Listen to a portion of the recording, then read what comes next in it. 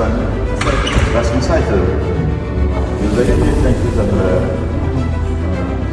Oxirgi bu program muhim yangilishlar qolamiz. Mana kecha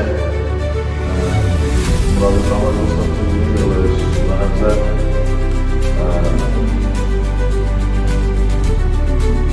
uchrashuvlar,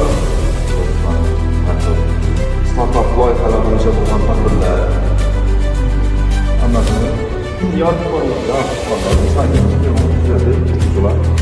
Yangilikda bo'lib yo'lib boradi. Endi yerda mana xususan javob jamoamizni ma'lumotlarimiz berdi. Masalan, men sizga ko'rsataman. Janob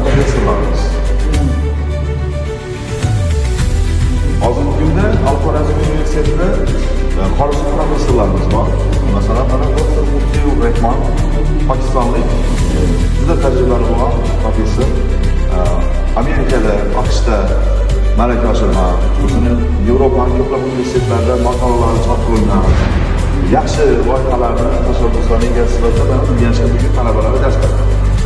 Bundan tashqari bilan professor Dr. Massimo Buffoni, italiyalik mutaxassis, fizik.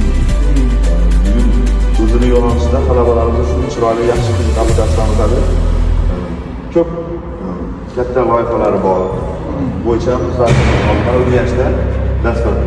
Turkmanistonlik professorimiz James Gaviyev. Bundan tashqari mana mahalliy professorlarimiz bor. Bular yosh, lekin mutaxassisliklari bo'yicha o'zini ishini a'lo darajada bajaradi, sidqi bilan sevib bajaradi professorlarimiz.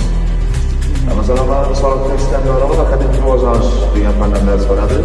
Ingliz tili juda a'lo. Shunday mutaxassislar bor.